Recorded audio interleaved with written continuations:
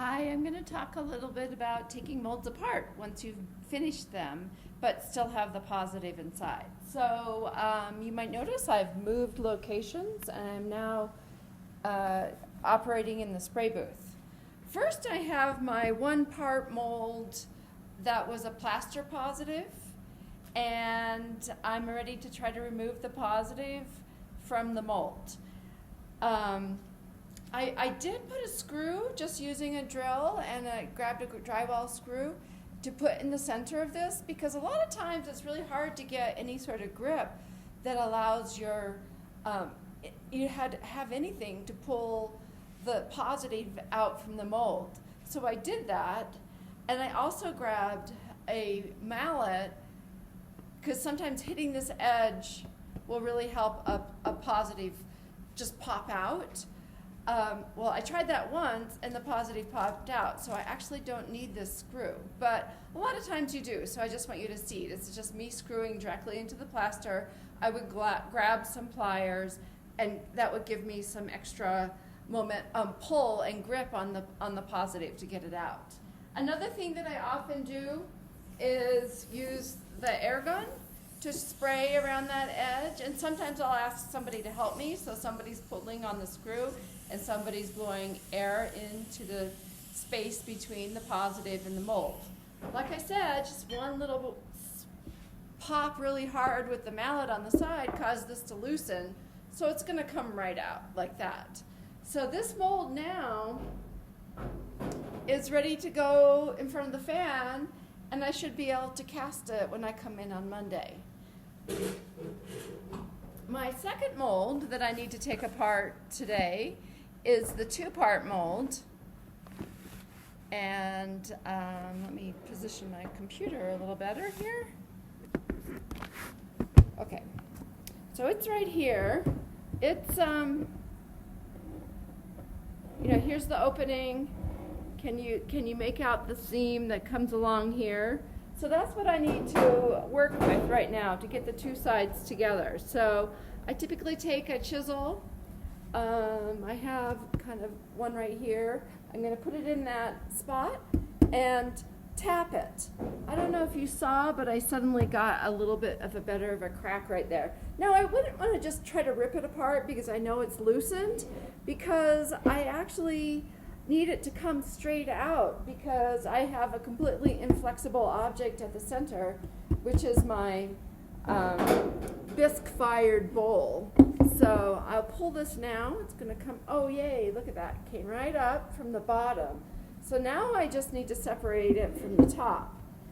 So here's what this looks like now. So when I put it together, I'm going to be pouring my slip through this opening, and it will be completely open at the foot, and my slip solidifying in there is going to be what's going to define a nice foot on this bowl.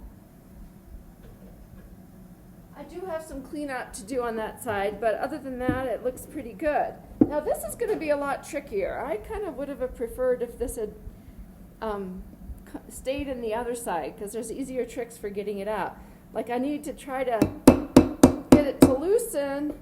I can use some air. For some reason the air is not very strong today. I'm not sure what's going on with it. And then I can very carefully try to get in. But you know what? I think my easiest means of getting this out will probably be to break it. Now obviously this is not an option for you if you're casting something really precious.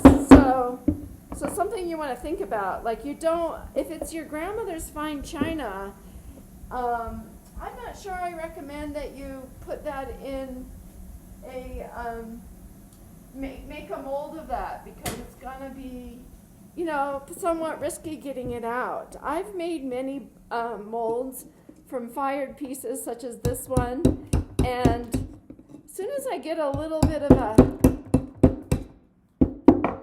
grip on it somewhere or a little bit of looseness, I'm going to be able to pop this out. Actually, I haven't tried the mallet trick first. I should be trying that.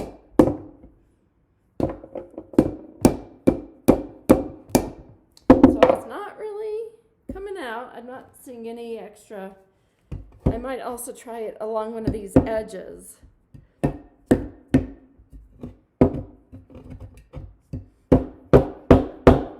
Oh, I did not get it, and I chipped my mold. But you know what? That happens, and I'll show you how that's actually not the end of the world. It's going to be still a very usable mold.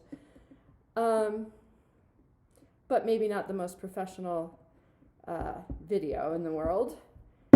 So, but now I actually can get a grip on the bowl, and I will chip it out.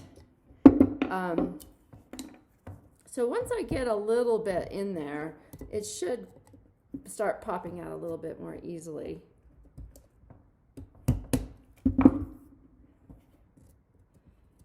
But what I really don't want to do with this chisel is actually damage my mold so that it's not going to cast or make a good casting. So I just have to keep on chiseling away at this. I will just keep on working on this without making my video longer. And what will happen is, since this broke right here, it doesn't usually break in a very even, smooth way. So actually it makes it very nice for getting these pieces to fit together when you're casting. And I will certainly show you that on next week.